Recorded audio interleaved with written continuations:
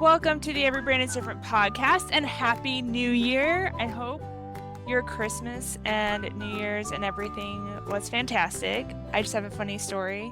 My husband gave me a mandolin slicer and I was like, what in the world? Because I hate sharp objects. I hate them.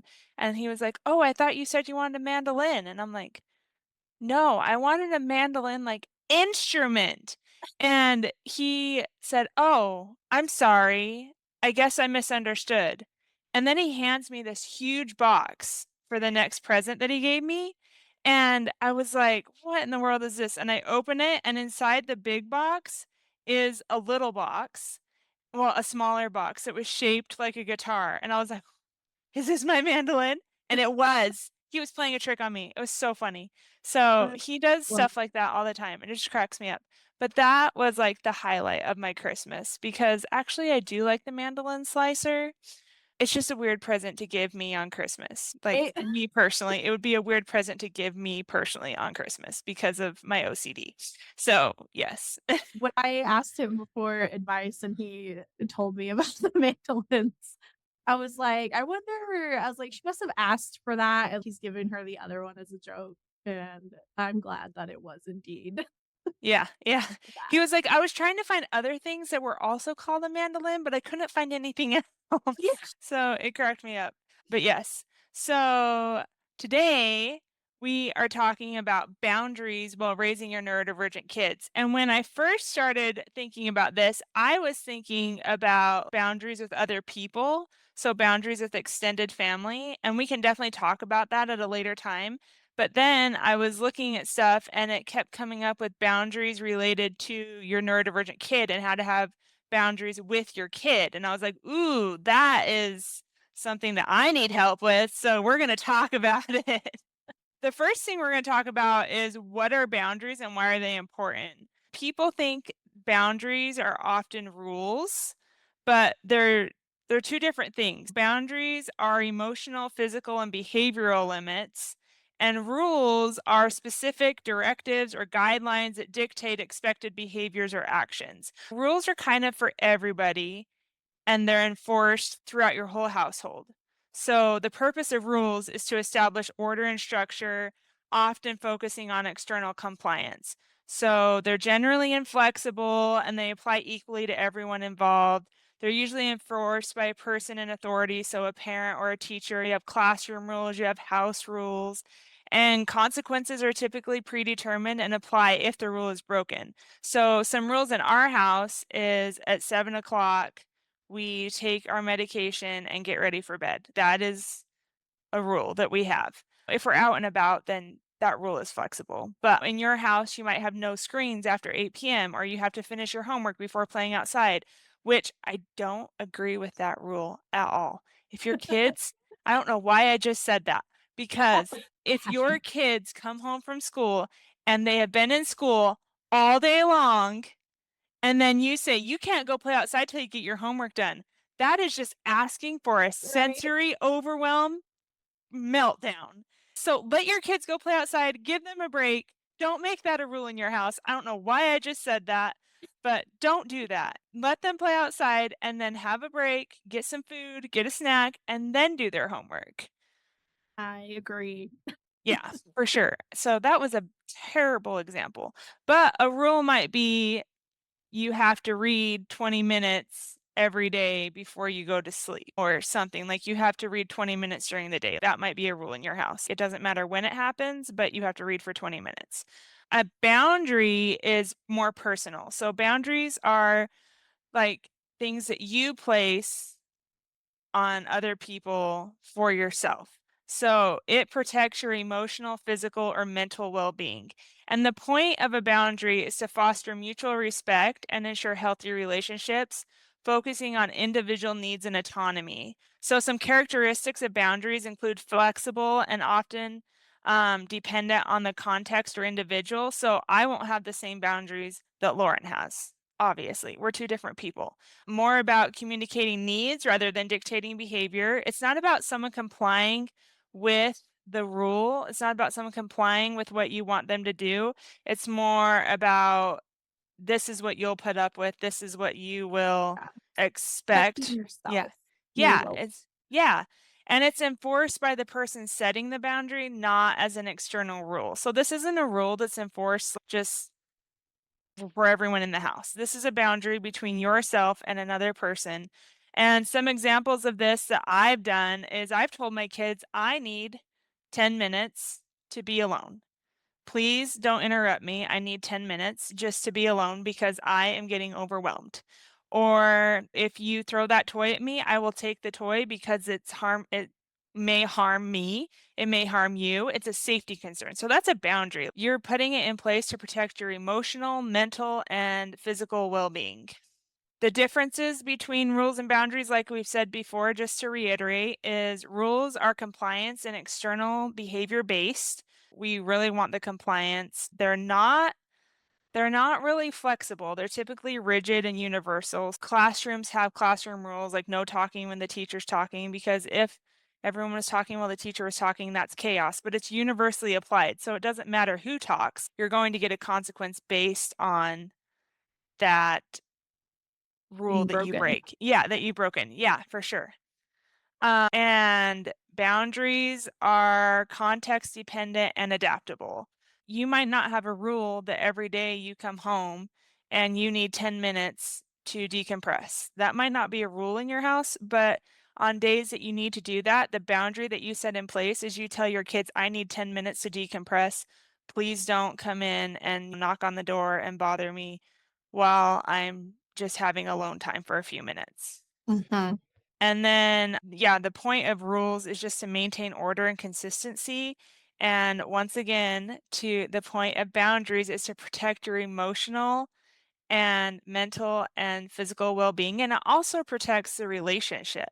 You have the Yes. boundaries. If you have a boundary in place, you're not going to feel like someone is taking advantage of you. You're not going to feel those kind of negative feelings toward that person because you have the boundaries in place and you can protect that relationship. So, just a little bit more rules are often applied to groups like families or classrooms, and boundaries are more personal and reflect individual needs. For example, for neurodivergent kids, blending rules with boundaries can be crucial. So, for example, the rule might be dinner is at 6 p.m. every night.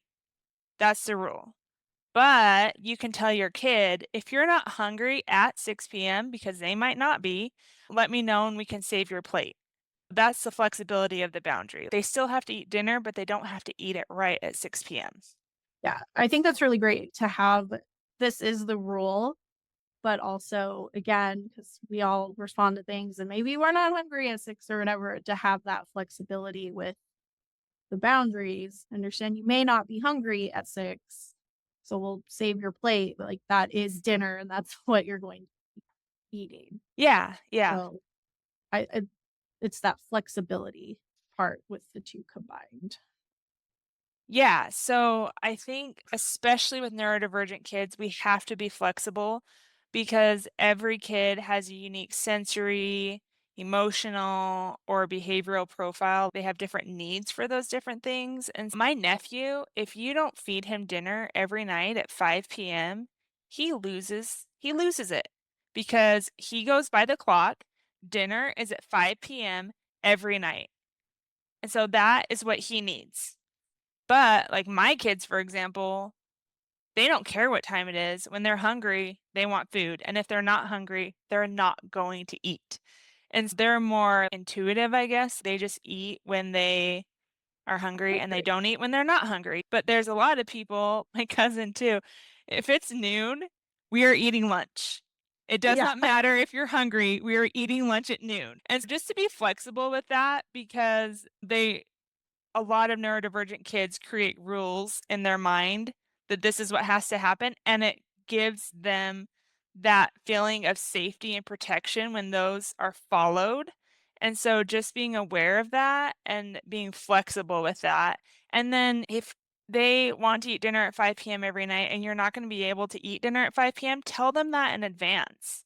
So they're not having a meltdown because dinner is not served at 5, but maybe you're going to grandma's house at 6, and so you can tell them in advance, "Hey, this is happening. I know this isn't what you expected, but we're going to go to grandma's house, so we need to be a little bit flexible and help them with And that. also maybe be a little bit more prepared and say, "I know we typically eat at 5, but we're going to grandma's, but here's a fruit snack to hold you over till we get there." Or give them a little something, something. Oh, yeah, for sure. Don't just make them starve until then. That's a good point. Thank you. But yeah, the benefits of clear boundaries, like we've said, it builds trust between two people because they know the boundary, they know what's to be expected, and it supports independence and self regulation. If you show your kid boundaries for yourself, then they will be able to do boundaries for themselves. If they start getting wound up, like they're going to have a meltdown. My nephew was so good at this when he was a kid. He's, like, in his 20s now, I don't know what he does now for it, but he would tell his mom, "I need to be alone. I can't be around my brother and sister right now, I need to go be alone." And that was because his parents taught him that his boundaries would be respected. And if your kid comes up with boundaries, respect them if at all possible. If it's, I need to be alone and we're in the middle of a store right now and you're 5 years old, well, you're not going to be able to be alone right then. Yeah. But get them to a place where they can be alone to respect their boundaries. I think with boundaries too is that it's very empowering. It's a way to kind of share the power with your child as well. And I think that's really important to have that feeling of empowerment and that you have a voice and a say and that it will be respected is really big. And so I love encouraging your child to set boundaries for themselves and following through with them and having you as a parent respecting them as well. I just think it's really empowering and that's needed sometimes. Yeah, for sure. And teaching them to advocate for themselves. I know a lot of people with disabilities, they are not taken seriously. When they advocate for themselves, they are put down and be like, oh, we don't need to do that, or you don't know what you're talking about. And I'm talking more about adults when they get older. I've heard of things, they're in a group home and they say, I need this. And they're like, the people that are helping them are like, "No, you don't need that, you don't know what you're talking about." They're a person too. They There's know what for they that. need, so Yeah. respect them. I heard this did you tell Sure. me this story? I don't know where I heard this story from, but this woman, they wrote it down every time she swore in her own home. And I'm like, she should be able to swear in her own home. That's ridiculous. But they had to document it every time she swore. And so she would swear at the most inconvenient times because she wanted them to be inconvenienced and have to document it at the worst time possible. So Well, then they asked her, they're like, are you doing this on purpose? And she's like, yes, absolutely. at this point, yeah. Yeah, yeah, she was absolutely doing it on purpose because they weren't respecting her boundary. They were in her home. She was swearing in her home. It wasn't like out in public. And I mean, people swear in public all the time. I don't know Yeah. why it's such a big deal if a person with a disability is swearing. They're like, oh, you can't do that. Why? She's an adult. Yeah. We don't wanna encourage it, but also Yeah, we're not punishing them for it either. yeah, yeah. They're an adult, So, that's their home, swear away. yeah, yeah, exactly. That was her boundary. I should be able to swear in my own home. And they had a huge problem with that. Then she just made it their lives difficult because they wouldn't let her do it. Malicious And compliance. yeah, yeah, yeah. It just made me laugh. But also, it brings up an important point that adults and kids need to feel that autonomy. They need to feel like they are in charge of themselves and not like everyone is just able to walk all over them because they have a disability. Some common challenges that parents face when they are enforcing a boundary, and I totally understand this, is the fear of triggering a meltdown or shutdown. And this is the number one reason why I don't enforce my boundaries at times because I don't want my kid to have a meltdown. I don't want them to just shut down and not do anything. And that is one of the main reasons why I don't enforce my boundaries. Why it happens though is that neurodivergent brains process information differently, and unexpected limits can feel like an attack on their autonomy or safety.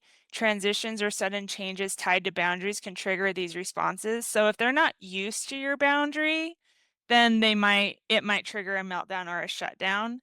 But the way that we can address that is to be proactive and use communication. So at the beginning of the day, you go off to work and you can tell your kids, when I come home, I'm going to need 10 minutes to decompress. And just tell them in advance so that they're not expecting you to be available as soon as you walk in the door. And if you are available when you first walk in the door, that's great. That's awesome. But there's also the expectation that you've set in place that you're going to take a break.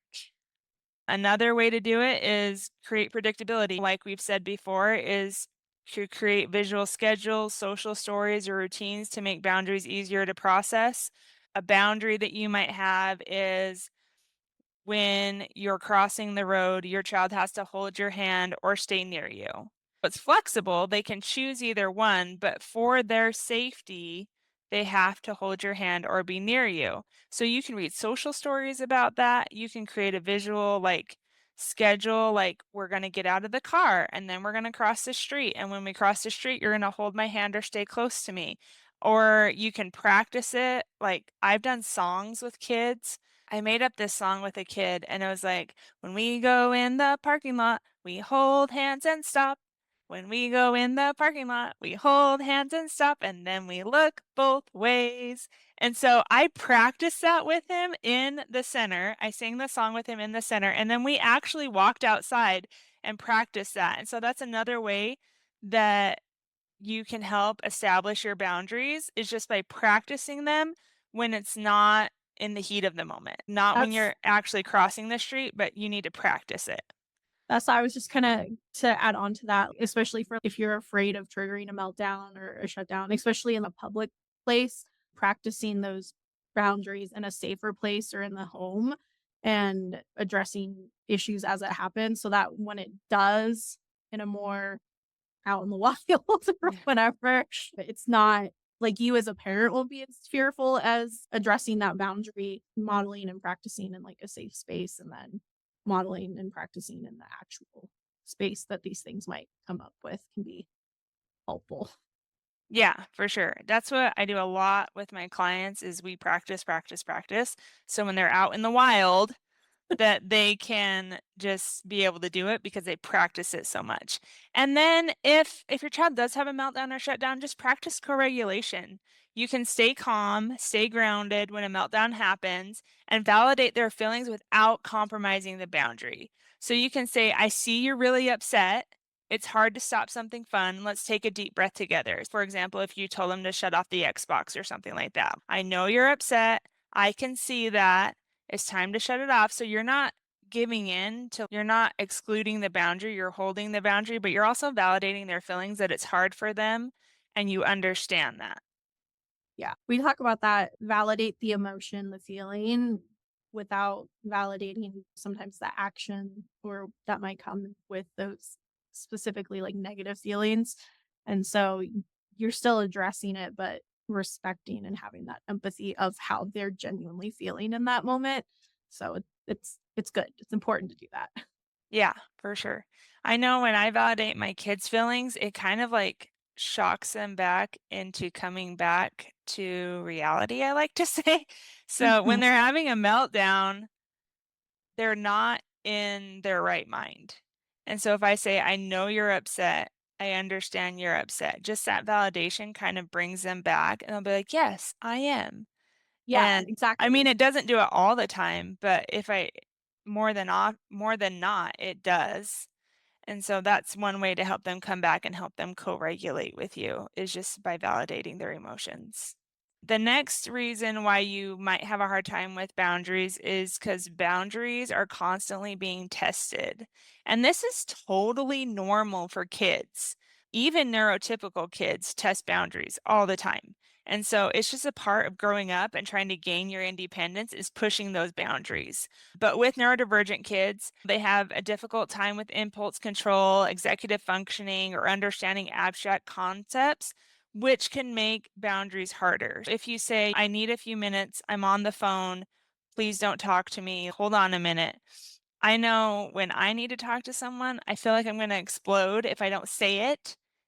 And if you are a young child and you have to tell your mom something right then, that might be hard. They have to learn that they can't just talk whenever they want to. But having that understanding that they're pushing the boundary because they feel like they're gonna explode if they don't get it out. They might forget what they're saying. And so Yeah. just having that understanding, I think, goes a long way. They might also be seeking connection or clarity, especially if boundaries aren't clear or consistent. So if you have a boundary that like you do sometimes, but not all the time, they might be like, well, is this when we're enforcing the boundary? Or is this okay that I don't do what she's asking me to do? Or it's just not clear for them. And so that might be a reason why they're testing the boundaries is because they don't know if the boundary is actually going to be enforced. So the way we can address that is to stay consistent, repeatedly and calmly reinforce the same boundary, and don't confuse your kids with inconsistency. So for an example is, I know you want more screen time, but the tablet goes off at 7 p.m. Like that's just what we're doing. So that's more of a rule than a boundary, but it's the same concept. Just stay consistent. If you have a rule that things go off at 7 p.m., then don't let them go past 7 p.m. And I think with that, that's the rule, but the boundary aspect of it is okay, the tablets have to go off, but we can still read for a little bit or we can do this for a little bit. That's kind of the boundary aspect of that rule. So it's Mhm. not, yes, these are going off, but these other things can happen. Yeah, or maybe That you have a movie night. flexibility. Yeah, Mhm. for sure. Maybe you're having a movie night that night. Maybe you're doing other things, but the tablets go off at 7 p.m. Yeah. Nice work bringing that into it. And the next thing to address pushing boundaries is looking for unmet needs. So, boundary pushing can be a signal that your child is hungry, tired, overstimulated, or just seeking connection with you. So, if you have a boundary that your kids can't ask for snacks an hour before dinner, maybe that needs to be a little flexible because they're starving and then they're going to get angry. And so you can give them a snack or something like that. Just having flexibility if they didn't eat lunch that day or they didn't eat a big lunch that day or whatever, or they were playing and they forgot to eat before that hour. Just look for unmet needs so it doesn't cause a meltdown or a shutdown or anything like that. And you can still hold the boundary without completely being inflexible. And you So can do it without giving in too. mhm. Like, Yeah, so maybe you say, "Well, you can't have the candy cane that you want an hour before dinner, but you can have an apple, or you can have a cucumber," or whatever. yeah. And then use natural consequences if they break the boundaries. If you have a boundary in place that you take the toy if they're throwing it, but they throw it and they break a pot, well, then it's their job to clean it up, and maybe it's their job to replace the pot. Maybe they have to do chores or earn money somehow to replace the pot that they broke. It helps them understand their actions rather than just saying, you broke the pot, you go stick your nose in the corner for 30 minutes. That would be a long time. Don't do that. But helping them understand, like, you broke the pot, so now we have to clean it up and we have to replace the pot. So this is what we're going to do to replace it. Yeah. And adding that you broke it by doing you made the choice to throw this at it. Yeah. The consequence was this happening. And now for you, you have to clean it up. You may have to buy a new one. Really explaining the natural consequences of those actions, even in explaining beforehand and even after, whether it's a positive or a negative consequence is always going to be helpful, especially in making good choices. Yeah, for sure. The last thing that we're going to talk about, like why boundaries might be hard to enforce, is dealing with societal judgment and pressure. This is another one that just really, really gets me, especially like family pressure. So I'm super flexible with my boundaries. Well, not super flexible, but I can be flexible with my boundaries until I'm around certain family members or certain friends, and they're like, "Why are you letting your kid do that?"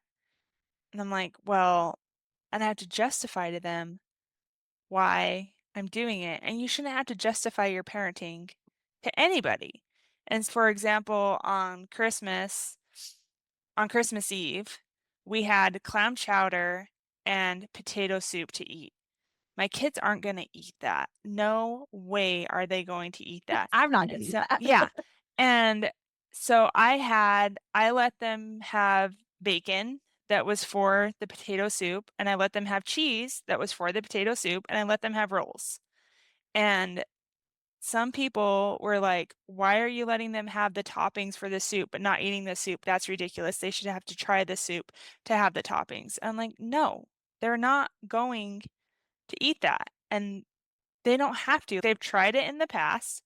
They clearly don't like it. I'm not gonna ruin Christmas Eve To to force make a them kid to eat try food. food." Yeah, Yeah. yeah. And so Not the time or the place. the boundary that we have in place, though, is that our kids will try food that we put in front of them. They don't have to eat it all, they just have to try it. But I relax that on holidays because I don't want there to be like a huge meltdown or a huge just problem on a holiday when kids are already overstimulated. This is why I relax it because kids are already overstimulated. They're not doing their routines. They're Mhm. already kind of on the edge of a breakdown because Schedules of are key. schedules are wonky. They're not in school. Everything is unpredictable. And so I relax that boundary of making them eat their food so it doesn't push them over the edge into complete chaos. It's not that I'm scared of a meltdown or whatever, but I just want to protect their mental and emotional well-being because they've already experienced so many different things than they normally experience that day, and it's so chaotic with around family members and everything that I just don't make them eat it. But on a typical day when they are well regulated, then they have to try their food. So you can have a go-to response to address this. Prepare phrases to deflect judgmental comments. So you can say, "Thanks for your concern. We're handling it in a way that works for us." But you can't thank them. I don't think people are coming from a malicious place most of the time. I think they are truly trying to be like helping. But you can say thanks for the concern. And even if they're not, even if they are being malicious, if you say thanks for the concern, it's going to make them feel like maybe they had a point, but you just don't and it won't cause, like, more arguments or them trying to defend themselves, and I don't know, in the moment, it might not feel good to say that, and you can start an argument if you want to, but I like to protect the peace. That is my boundary. I protect the peace. Even if I don't agree with them, I say, "Thank you for your concern." This is how we're handling it. This is what works for my family. Because if you try to argue with them, then they're just going to argue their point back, and no one's got time for that. Yeah, you're never gonna win. Yeah, for sure. And then find a support network. Surround yourself with people who understand and respect your journey so you can go talk to them and be like, "Hey, this happened over Christmas break, and I just need to talk about it. How could I?" You could get ideas for how you can address it next time without talking to people who don't understand what you're going through. And then the next thing is just practice self compassion. Acknowledge that you're doing your best in a tough situation and that societal opinions don't define your success as a parent. So it doesn't matter what society thinks of you. Unless you're like abusing your kids, then you should probably, but those people don't care what society thinks of them anyway. So Yeah, we've lost the plot at that point. like you're just gone if you're doing that. Don't do that. It's I think it's something to think about. Am I really gonna affect the relationship with my child just to make this stranger or this other person who's not in my life, like, just to appease them? Yeah. The answer Yeah. a lot of the time, hopefully, is going to be no. Hopefully, the relationship with your child is more important than somebody's opinion that, you Than know. your relationship with Great Aunt Ida Yeah, that you exactly. see that you Exactly. see on holidays. Yeah, like, she can have that opinion all she wants, but I know that this is what works for me and my child, and it Yeah. also helps our relationship in the long run, and I think that is more important than what grandma thinks about this particular situation this one time. Yeah, yeah, exactly. So just I know it's hard because especially if you're a neurodivergent parent, I have ADHD, I have the rejection sensitivity dysphoria. I already think that people don't like me. I already think that people think I'm doing a bad job, and that is just heightened. I already feel like people are judging me even when they're not. And so I totally understand wanting to appease them, but also like you said, your relationship with your child is way more important than your relationship with people that you see every so often or twice a Exactly. year. I just Protect the peace, protect your own peace. yeah, protect your So, own peace and doesn't just matter who that know is. give yourself compassion, and I know you're doing your best. You know you're doing your best. You're Keep perfect, and that's yeah, okay. yeah, for sure. So, that is our podcast for today. We are going to be talking more about boundaries in February. And if setting boundaries feels like a constant battle or you're craving more peace and connection in your home, you won't want to miss our virtual summit on March 7th. You can sign up for the waitlist now. Registration starts in February. This event is packed with insights from top professionals and real parents who have been in your shoes. So I think it's very important that we have people who are neurodivergent themselves and who care for neurodivergent people because those are the people that I trust the most to educate me about neurodivergence. But during the summit, it's 9:30 to 1:30 on March 7th. It's virtual, it's free. You'll walk away with practical strategies to navigate challenging behaviors with confidence, create a calmer, more positive home environment, and strengthen your bond with your neurodivergent child.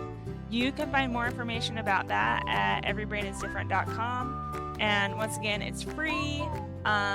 There is like a VIP upgrade if you want access to the recording after the summit, but you will be able to enter the summit for free, talk to the professionals, go into the Q&A rooms with them. Lauren is going to be one of our presenters. I'm super excited. I'm going to be a presenter, obviously, because it's my summit. Yeah, so if you're interested in that, go to everybrainisdifferent.com. And yeah, we hope you have a great January and beginning of the month. And we will be back next week with another interview. Happy New Year.